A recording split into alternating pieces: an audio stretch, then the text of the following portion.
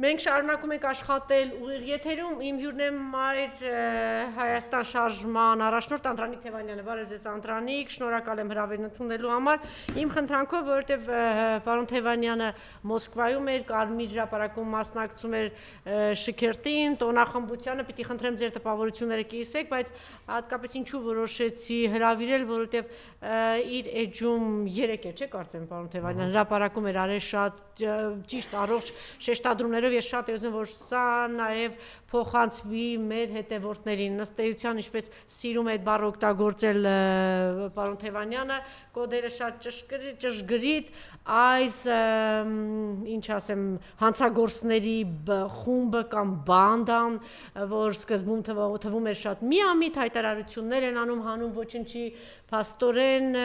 ժամանակը ցույց տվեց, որ այդ հանուն ոչնչի հայտարարությունը պատահական չէր, հանուն ոչնչի, դա մեզ արժեցավ, հանուն ոչնչի ասում էր Արցախի համար, փաստորեն մենք այդպես Արցախը հանձնեց իրենց թեթև ձեռքով, հիմա արդեն ոչ ավել ոչ պակաս, արդեն հասել են երկրորդ համաշխարհային պատերազմի, փաստորեն հիմա այն թեզն է տարածում, որ ըստ էության մեր պապերը հանուն ոչնչի են երկրորդ համաշխարհային պատերազմին մասնակցել, որովհետև այդ հանուն ոչնչին նշանակում է, որ հանուն ոչնչի էր, որտեղ շատ ավելի շուտ պիտի թուրքերի առջև դուռը բացվեր եւ Արցախում եւ երկրորդ համաշխարհային պատերազմ, ըստ էության դրա մասին է խոսքը, որ ինչու են դռները ամուր փակել, որտեղ դե պիտի դա էր ասում Արցունոսը, պիտի դռները բացենք, որովհետեւ պարզվում է, որ պատմությունը խեղաթյուրվել է, ինչ որ փաստեր, բաներ, ես որ առաջին անգամ էի լսում դրա մասին, պարզվում է, որ այնքան էին մտածում հայերի մասին, որ պիտի Գերմանիան գար, Թուրքիան գրավեր, դրանից հետո ազատագրեր եւ մեծ Հայաստան ստեղծեր։ Սա անշուշտ պատական չէ, շատ ճիշտ էր նկատել պարոն Թևանյանը, մի անգամ այսպես հարցերը տամ, հա, ինչ էր այդտեղ այդ խայտարակությունը, որ մենք պիտի խնդրեմ նաև թվերը ներկայացնեք, թե ինչպիսի մասնակցություն է ունեցել հայ ժողովուրդը երկրորդ համաշխարհային պատերազմի ժամանակ եւ ինչ խայտարակ ամոթ էր, որ մենք ներկայացված չէինք եւ Ադրբեջանի բաններ, ինչ էր կոչվում, զորախումբներ անցնում են տեղից, ընդ որում ասեցին են հատուկ ջոկատայինների սպեցնազի, հա, որ ուղղակի բանը դաժան բան պիտի ասեմ, մորթում էին մեր երեխաներին եւ ծերերին Արցախում, չէ՞ հենց հատուկ դրանք էին, չէ՞, դրանց վրա էր այդ գործառույթը դրած։ Ինչ տպավորություն ստացաք, սա ինչպես եք մեկնաբանում, հմեկը ինչի է լծվել եւ Անայի հայտարարությունները դեռ 7 տարի առաջ եւ ինչին բերեցին, հասցրեցին, խնդրեմ։ Մի քանի բլոկ ներկայացրեցիք, ես ասեմ, որ Մայր Հայաստանը, Մայր Հայաստանը Ռուսաստանի Դաշնության նախագահի աշխատակազմից հրավեր էր ստացել մասնակցելու զորահանդեսին եւ մենք ընդունել ենք սիրով բնականաբար այդ զորահանդեսը, որովհետեւ մենք մեզ տիրոջ կարգավիճակում ենք զգում երկրորդ համաշխարհային կամ հայրենական ինչպես ընդունված է ասել, տիրոջ կարգավիճակում ենք զգում այդ մասնակցելով, այսինքն հայ ժողովուրդը, այո, մեր բոլորի պապերը, իմ երկու պապերը մասնակցել են պատերազմին, երևի քիչ մարդ կգտնենք Հայաստանում, ովքեր որ առնչություն չունեն հայրենական պատերազմի հետ, երկրորդ համաշխարհայինի հետ, այս առումով մենք մեզ ոչ թե հյուրի կարգավիճակով պետք է զգայինք, այլ տիրոջ կարգավիճակով, փայատիրոջ կարգավիճակով, այդ դեմ տարած հաղթանակը դա նաև հայ ժողովրդի հաղթանակն է, որովհետև ամբողջ աշխարհից հաշվարկված է կես միլիոնից ավել մասնակցություն հայ ժողովրդի եւ զոհերի քանակով մենք մոտ 300,000 տարբեր թվեր են նշվում, բայց բովանդակ հայ ժողովուրդը 300,000-ի չափ զոհ է տվել եւ մենք փայլուն հրամանատարներ ենք նաեւ ունեցել, ովքեր մասնակցել են եւ կերտել են այդ հաղթանակը, մարշալներ, գեներալներ, ադմիրալներ, ծով չունեցող Հայաստանը ադմիրալ Իսակով է տալիս եւ սա շատ մեծ բաների մասին է խոսում եւ զորահանդեսի քաղաքական կողմն այն էր, որ Չինաստանի ղեկավարը կարելի ասել Պուտինի հետ համատեղ էր ընդունում զորահանդեսը, դա նշանակում է այսօրվա աշխարհակաղակական իրավիճակում եւ արևմուտք Ռուսաստան բախման process-ների ընթացքում Չինաստանը իր վերաբերմունքն է ցույց տալիս եւ մասնակցությունը այդ զորահանդեսին նաեւ մեսեջ էր աշխարհին, թե ինչպիսի process-ներ կան, ինչպիսի համագործակցություն կա։ Մասնակցությունը բնականաբար զորահանդեսին նաև զորքերի ցուցադրություն է, թե ինչ միջոցներ կան, բայց այդտեղ շատ կարևոր է քաղաքական կողմը եւ Հայաստանը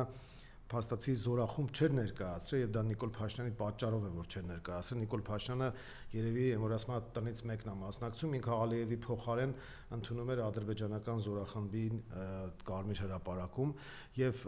ես մի բան ասեմ կադրերից դուրս է մնացել ինքս քանի որ տրիբունայում եմ եղել եւ հետեւել եմ զորահանդեսին միակ զորախումբը որը սխալ թույլ տվեց մարշի ժամանակ դա ադրբեջանական զորախումբն էր այո ես տեսել եմ ուղղակի քանի որ չէին նկարում բնականաբար ես ադրբեջանական զորախմբին չէի նկարելու այսպես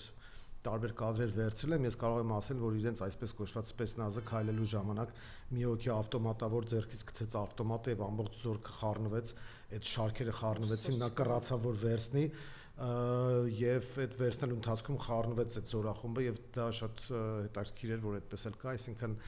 միայն այդ զորախումբը Նիկոլ Փաշինյանի վարած քաղաքականության արդյունքում է նաեւ մեծ պարտության մատնել Նիկոլ Փաշինյանը աշխարհակաղակական թափառաշրջիկի կարգավիճակ ուներ եւ այսպես խոժոր դեմքով նստած էր մի մութ անկյունում հոնքերը կիտել էր բայց լացը չտեսա համենայ այդպիսի պատկեր էր եւ կարելի ասել որ մենք Ռուսաստանի Դաշնության հետ ռազմավարական դաշնակից ենք գոնե փաստաթղթերով այդպես է Նիկոլ Փաշինյանը ամեն ինչ արել է որ այդպես չլինի եւ հապկի անդամ ենք ճիշտ է Նիկոլ Փաշինյանը սառեցրել է մեր անդամությունը եւ չի մասնակցում եւ այդ առումով շատ զարմանալի է որ մենք չենք մասնակցում այսօրվա քաղաքական իրողությունները հաշվի առնելով որովհետեւ այդուհանդերձ Հայաստանը ռուսական անվտանգային համակարգի հետ միևնույն շրջանակի մեջ է եւ տարօրինակ է առնվազն որ մենք չենք մասնակցում բայց դա Նիկոլ Փաշինյանի տերերի հրահանգներ երևի հիշում եք որոշ ժամանակ առաջ այնտեղից ցույցում եկավ որ հանգարց չմասնակցեն մայիսի 9-ի զորահանդեսին Նիկոլ Փաշինյանը որոշեց այո արևմտյան տերերի որ Նիկոլ Փաշինյանը չմասնակցեց բայց զորախումբ չտարավ Ադրբեջանը հակառակը արեց Ալիևը ասաց դե քանի Նիկոլը այնտեղա հերիքա այդ կանաչի ծախողի գլխարկով է նստածա թող ինքը մասնակցի բայց ինքը զորախումբ ուղարկեց եւ այսպես հաղթողի տրամաբանությամբ ուրեմն մայիսի 9-ի տոնակատարությանը իրենք մասնակցում են եւ դա այն դեպքում որ Ադրբեջանը մեղմ ասած ոչ համադրելի մասնակցություն ունի ֆաշիզմի դեմ տարած հաղթանակում ի համեմատ հայերի հիմա այն ինչ տեղի է ունենում քարոզչական դաշտում զուգահեռաբար եթե Ղարաբաղի հետ կապված քարոզվում էր 2018 թվականից որ հայերը զոհվել են Ղարաբաղում հանուն ոչնչի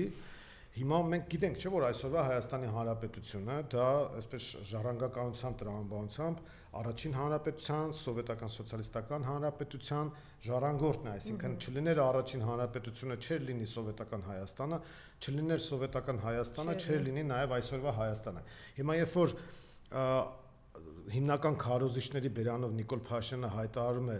որ Ստալինգրադի ճակատամարտում հայ ժողովուրդը զոհվել է հանուն ոչնչի դա նշանակում է լրջագույն սպառնալիք Հայաստանի Հանրապետության համար դա նախա այսպես նշանն է որ Արցախի հանձնելուց առաջ էին ասում հանուն ոչնչի հետո հանձնեցին Արցախը հիմա էլ Հայաստանի Հանրապետության համար են ասում որ հանուն ոչնչի են զոհվել մեր պապերը եւ ինչ է ստացվում հակառուսական քարոզչության իրականացման շրջանակներում իրենք փաստորեն Նիկոլ Փաշինյանը դարձել է Հիտլերի փաստաբանը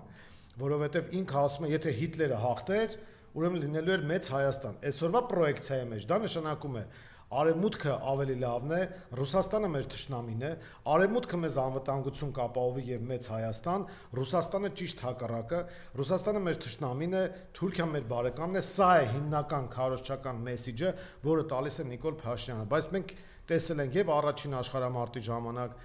եւ երկրորդում ակնհայտ էր, որ եթե հանկարծ Սովետական միությունը պարտվում էր Գերմանիային, ապա դրանից միանշանակորեն օգտվելու էր Թուրքիան եւ մենք այսօրվա Հայաստանը չէինք ունենա բնականաբար եւ դա ուղղակի լկտի սուտ է, որ Հիտլերը իբր թե մեծ Հայաստան էր պատրաստում նվիրել հայ ժողովրդին։ Դա նշանակում է, որ սիրելի ժողովուրդ իրենք ինչ են ուզում ասել։ Ոնց որ Մակրոնը, Միշելը,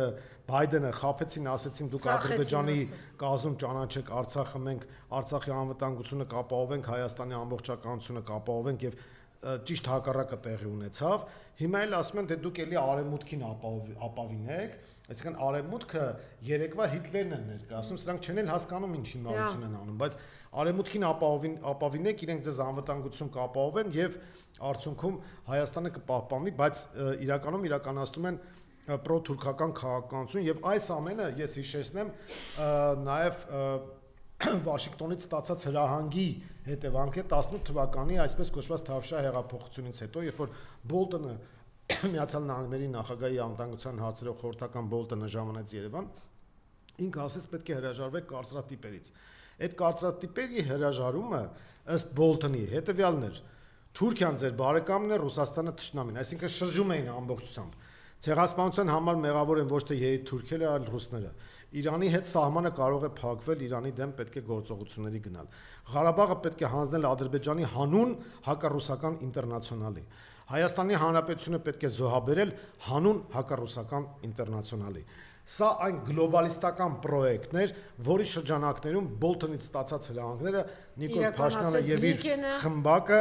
ամբողջությամբ կյանքի է կոչում եւ հիմա եկել է վերջի փուլը, Հայաստանի Հանրապետության փուլը, որը իրենք իրականացում են այսպես կոչված խաղաղասիրական լոզունգների ներքո։ Այդ առումով Չեմբերլինի հայտնի բանաձևը կա, որ մենք խաղաղություն բերեցինք, բայց իրականում բերեցին պատերազմ, այնպիսի պատերազմ, որ միլիոնավոր զոհերի արժանացավ, եւ հիմա էլ այսպես կոչված խաղաղության անվան տակ Արցախն է հանձնվել, էթնիկ զտում է տեղի ունեցել եւ Հայաստանի Հանրապետության գոյությունը հայտնվել է վտանգի տակ։ Այս կարծրատիպերից հրաժարումն էր քարոզում Բոլտոնը եւ Նիկոլ Փաշինյանը ու իր քարոզիչները հենց այդ դա էլ անում են, ուղղակի այնքան գրեիք ձևով արեցին, որ փաստորեն ստացվեց, որ իրենք Հիտլերի փաստաբանը դարձան եւ Հիտլերի վկան։ Ընդ որում այդպիսի պրիմիտիվ քարոզ տանում են մերձ Բալթյան երկրները, որոնք պարտական են իդեպ Սովետական միությանը, լեհերն են տանում որոշակի մասով, որոնք նույնպես պարտական են Սովետական միությանը, տանում են ուկրաինացիները եւ իրենց այդ պոլիցիայական տրամաբանությամբ Լևովի կողմի ուկրաինացիները այդ քարոզը տանում են, որ Հիտլերը ավելի լավն էր, քան Սովետական Ռուսաստանը եւ տանում են քարոզ այն շրջանակները, ովքեր օրթոդոքս գլոբալիստական հակառուսական տարբերակների մեջ են գտնվում եւ այդ քարոզն են իրականացնում եւ Հայաստանը դարձել է մանրադրամ։ Ես ուղղակի զուգահեռները տանեմ Վրաստանի հետ, նույնիսկ Վրաստանը, որը ուղիղ պատճառներ ունի Ռուսաստանի հետ հակամարտության մեջ գտնվելու Աբխազիայի եւ Ռուսիայի մասով, այդպիսի քարոզություն թույլ չի տալիս ի տարածքում, այդպիսի քարոզություն չի իրականացնում։ Սա ուղղակի խայտարակություն է։ Սա այդ հանուն ոչինչի զոհվելու քաղաքականությունն է, որը ի վերջո Նիկոլ Փաշինյանը բերել է նրան, որ ինքը մի օր հայտարարի, համարյա արդեն հայտարարելու վրա է, որ ցեղասպանությունը ոչ թե երեք թուրքերն են իրականացրել, այլ ռուսները։ Ցեղասպանությունը իրականացվել է հայերի մեղքով։ Ցեղասպանությունը ռուսներից փրկելու համար է եղել։ Այսպիսի քարոզ են իրենք տանելու եւ արդեն իսկ տանում են։ Վերջում ասել են Հայաստանի Հանրապետությունը գոյություն ունեցել հանուն ոչինչի։ Դե ասում են Հայաստանի Հանրապետությունը ինքը ժառանգականությամբ դարձել է սովետական։ Եթե ասում ես գալիս ես, հիմա տեսեք, սրանք արժե համակարգերի վրա են հարձակվում։ Ստալինգրադի ճակատամարտը իզուր էր, այսինքն ստացվում է, որ մեր պապերը հանուն ոչինչի են զոհվել։ Հիտլերը լավն է, Ռուսաստանը վատը, Սովետական միությունը վատը, որը իր բոլոր բացասական կողմերով հանդերձ հսկայական ժառանգություն է թողել այսօրվա Հայաստանին, լինի դա ենթակառուցվածքների զարգացում կամ դեմոգրաֆիա։ Սա մի հատ հիշեք, ինչ է ստացել Սովետական միությունը եւ ինչ բնակության քանակ է հանձնել, մոտավորապես համարյա 4 միլիոնի ենք հանձնում, երբ որ 91 թվականին արդեն 3.7 համարյա 4 միլիոնի էր հասնում հայ ժողովրդը, գիտության զարգացում, մշակույթի զարգացում, ընդ որում ազգային մշակույթի զարգացում, լեզվի զարգացում։ Մենք հիմա տեսնում ենք հետանկախական շրջանը, ասենք այդքան ազգային կոդեր այդքան շատ չեն օգտագործում, ինչքան սովետական ժամանակ։ Ես չեմ գովում իհարկե, այնտեղ բացական երևույթներ են եղել, բայց պատմության առաջ պետք է ազնիվ եւ արդար լինել։ Հիմա մենք անկախ Հայաստանը կերտելու նպատակով չպետք է թշնամանանք Ռուսաստանի հետ։ Սրանք ասում են ինքնիշխանություն, իրականում հանձնում են այդ ինքնիշխանությունը եւ ինքնիշխանությունը պատկերացնում են որպես Ռուսաստանի հետ պատերազմ վարել։ Դա առնվազն ապուշություն է, իսկ իրականում պետական դավաճանություն, որովհետեւ մենք պետք է խորացնենք հարաբերությունները Ռուսաստանի հետ, խորացնենք հարաբերությունները Իրանի հետ, դրական նորմալ հարաբերություններ ունենանք Վրաստանի հետ, կարգավորենք հարաբերությունները Թուրքիայի հետ, Ադրբեջանի հետ, բայց ոչ ի հաշիվ Հայաստանի հետ։ Տեսեք, հիմա այսօր էլ ասում է, այս падգամավորներից մեկը ասում է, լավ է, դե իհարկե հեգնում է, բան ասում է, որ արդեն ընդդիմադիրները գիտակցել են, հասկանում են, այլևս չեն խոսում Արցախի մասին, այլ ինչի մասին չեն, Կարսի մասին։ Դե գիտեք ինչ, դա ինքնիշխանության հաստատման մասին է խոսում։ Այսինքն ստացվում է, տեսեք Նիկոլ Փաշինյանը ինչ հայտարարություն արեց, ասում է մենք Արցախը կորցնելով Հայաստանի Հանրապետություն ենք գտել, դա լկտի սուտ է, մենք Արցախը կորցնելով Հայաստանի Հանրապետությունը լրջագույն վտանգի առաջ ենք կանգնեցրել, որովհետև Արցախը նաև մեր անվտանգության բաղադրիչներից էր եւ Արցախը մեր պատմական հայրենիքն է եղել եւ Արցախում կայացած պետություն կար ի վերջո։ Այդ ճիշտ է չճանաչված, ճիշտ է բազում թերություններով եւ թույլ կողմերով, բայց սոցիալական տնտեսական հարցերը։ Հիմա հացը ասում են կրկնակի գինա դարձել 100 միլիոնի ամեն տարի բանը միայն ծորեն էին բերում Տեսեք, Թուրքիա եւ Ադրբեջանի պահանջները կատարելով ի վերջո դրվում է Հայաստանի Հանրապետության տապանակարը։ Դրա համար բոլորիս համար պետք է համախմբման կոչ լինի, որպեսզի փոխենք այս իշխանություններին, որովհետեւ իրենք պետական դավաճանությունը դարձրել են սեփական կաշին փրկելու միջոց։ Նիկոլ Փաշինյանը եթե իր տեսակետից նայենք, ինքը պետք է փրկի իր կաշին այդ միջոցներով, դրա համար էլ ասենք ամեն ինչի դիմում են, բռնությունների են դիմում, ասենք այս գործը տեսեք, ես մի կոնկրետ օրինակ բերեմ, իրենք ինչ էին ասում, ժողովրդավարություն, մարդու իրավունքներ, իբր թե Թալանի դեմ պայքար։ Թալանը բացահայտվում է, հարձակվում են բացահայտողի վրա, ժողովրդավարությունից են խոսում, մարդու իրավունքներից այրում են Մայր Հայաստան խմբակցության անդամի կնոջ ավտոմեքենան եւ այսքան տեսախցիկների պարագայում դա այսպես 5 րոպեում բացահայտվող գործ էր։ Եվ մինչև այսօր դեռ հստակ չի տրվում այն ուղերձը, թե ինչու են այրել, պարզ է որ մենք քաղաքական ենթատեքստ ենք այդտեղ տեսնում, որովհետև Գևորգ Ստեփանյանը որևէ անձնական թշնամական հարաբերություն չունի որևէ մեկի հետ, այստեղ զուտ քաղաքական ենթատեքստ է, բայց բացահայտումը դեռ ուշանում է։ Իրենց պարագան լիներ, 5 րոպեում բացահայտել էին, տոհանվերգության կանխավարկածել էին, խախտել, ամեն ինչ արել են եւ աշխարհով մեկ թմկարել են, որ Պարոն Թևանյան, հիմա նորից իրենք շահարկում են, ասում են, հիմա մենք Թալանը բան հետ կբերենք։ 7 տարի հետո սա կաշխատի թե չի աշխատի, նորից եմ կրկնում, այսօր պարոն Բագրատյանն ասեց, միայն ստվերում կորցրել ենք 60 միլիարդ դոլար 7 տարվա ընթացքում, դու Թալան չի ես, ասես Նիկոլ դի բերես այդ 60 միլիարդը։ Ես պաշտոնական թվերը կբերեմ։ Այդ որ ինքը ասում է, չի աշխատի ինչու։ Տեսեք, պաշտոնական թվերով 7 միլիարդով ավելացրել են պետական պարտքը։ Հիմա այդ մնացածների հետ մենք գործ ունենք, այդ 7 միլիարդը ինչ են արել։ Տարբեր կոնկրետ պրոյեկտներ կան, որոնք Թալանը բացահայտված են նաև իրենց կողմից, օրինակ նույն Անիֆի պրոյեկտը։ Ինչի է հիստերիկանում Նիկոլ Փաշինյանը, որովհետև երբ որ իր ճակատին ճպասնում էր նույն ազգային ժողովում, անդիմադիր падգամավորները խոսում են իր Թալանից, ինքը խառնում է իրար, որովհետև դա իր վերջին ֆիշկան է, այսպես ասած։ Ինքը ասում է Արցախը հանձնել եմ Հայաստանի անվտանգությունը չեմ կարողանում ապահովել, բայց զատո Թալանի դեմ եմ պայքարում։ Բոլորը հիմա տեսել են, որ Թալանի դեմ պայքարը չի աշխատելու եւ մեր հետազոտությունները, սոցիոլոգիական հարցումները ցույց են տալիս, որ ինքը պատմական մինիմում վարկանիշի վրա է 8-ից 10%-ի չափով, մնացած ամբողջությամբ վարչական ռեսուրսերն են Գյումրիում, որ մենք տեսանք, այդ Թալանը չի աշխատելու, որովհետեւ այդ Թալանչին մարդիկ տեսան, որ իրենք են եւ անվտանգության հարցով լեգիտիմություն չկա, ժողովրդավարության հարցում լեգիտիմություն չկա, Թալանի կոռուպցիայի դեմ պայքարի հարցում լեգիտիմություն չկա, մնացել է վերջին լեգիտիմության մազը, փշրանքը, դա այսպես կոչված ընտրական լեգիտիմությունն է, այդ լեգիտիմության դեմ էլ ես ենթադրում եմ, որ իրենք էլի ինչ-որ գործողություն անելու են, փորձելու են կեղծելով վերարտադրվել, այդտեղ պայթյուն է տեղի ունենալու, կամ էլ այնքան խելք են ունենալու անվտանգությունից, սեփական կաշի փրկությունից ելնելով, ստիպված են լինելու լքել դահլիճը, այսպես ասած քաղաքական։ Տեսեք, ես պարոն Բագրատյանն էլ էս հարցը տվեցի, ասեմ ու ավարտենք։ Եթե ընդունենք այն ինչ որ մամուլում գրված է, դա ճիշտ է, որ ինքը ծախել է իրականում Արցախը 5 միլիարդով կամ չգիտեմ ինչով, եւ ասենք Հայաստանը։ Հիմա իր վիճակը պատկերացրեք, պարոն Թևանյան։ Մի կողմից ինքը այստեղից սեղմում են, այս մյուս կողմից ինքը հասկանում է, որ եթե հակառուսականությունը բան գնում է, այս գործը ինչ պիտի անի։ Օրինակ պարոն Բագրատյանն ասում է թող ազնիվ լինի, ժողովրդին ասի, հաստատ իրան ինչ որ մի հնարավորություն կտանք։ Տեսեք, քաղաքական առումով մենք պետք է այնպիսի կոնֆիգուրացիա։ Ուզում ասեմ, ինքը փակուղու մեջ է։ Եթե այդպես նայենք, ինքը Նիկոլը փակուղու մեջ է, թե իսկապես գումարը վերցրել եւ ծախել է Հայաստանը։ Մի կողմ թողած գումարը այն ինչ որ ինքը արդեն արել է հայ ժողովրդի հետ, Արցախի կորստով, Հայաստանի տարածքների կորստով։ Չէ, ուզում ասեմ, պատանդա նրանց ձեռքը, այդ իմաստով, եթե պատանդա Էրդողանի եւ Ալիևի ձեռքը, ինչ անի։ Այստեղ իր անելիքը այդքան չի, ինչքան որ մենք պետք է աշխատենք նաեւ քաղաքացիական պայմանագրի տարբեր շրջանակների հետ, որպեսզի անցնցում իշխանափոխություն տեղի ունենա, այդ գիտակցությունը իմ տպավորությամբ կա իշխանության ներսում, լինի դա ուժային կառույցներում, լինի դա քաղաքացիական համակարգերում, այդ process-ը կա եւ այդ process-ը իր կուլմինացիային կհասնի ընտրությունների ժամանակ։ Ասեցիք, որ գնացել է, որտեվ Ադրբեջանի Ալիևի փոխարեն էր գնացել, դա ես պատկերավոր եմ ասում։ Այո, դրա համար ուզում եմ մի քիչ ավելի բան հողի վրա բերել։ Ըստ ավելի կոնկրետ, ինչու գնաց, ինչ շահեց եւ ինչ եղավ տեղի ունեցավ այստեղ։ Դե վախեցած է ինքը։ Վախեցավ դրա համար գնաց եւ պինգ-պոնգի քաղաքականություն է վարում։ Տեսեք։ Դե տակից ասում է խփեք գնում է, հիմա դրա համար եմ ասում, ինչ ասա։ Այս կողմից ճնշում են, ինքը այն կողմ է գնում, այն կողմից ճնշում են, այս կողմ է գնում։ Զորախումբ չի ուղարկում, ինքը մասնակցում է։ ԵՄ-ին անդամակցելու այդ որոշումները կայացնում, բայց ինքը գիտի, որ ԵՄ-ի անդամ չի դառնալու, բայց միևնույն ժամանակ արևմտամ այդ խաղալուն զուգահեռ ՀԱՏՄ-ից Սուրենին էլ ուղարկել է Գերմանիա Պապիկյանին։ Կակաս Հիտլերի գերեզման, եթե կա որտեսա վիրտուալ գերեզմանին ծաղիկներ կդնեն, որ մեծ Հայաստան էր կերտելու Հիտլերը, թող գնան ծաղիկներ Դե դնեն։ մի ասեք, ինչ-որ մասակ կլասիկ բան կանի։ Դե անգամ ես կարծում եմ Ես հեգնանքով եմ դա ասում։ Չէ, ինչ-որ մեկը Չէ,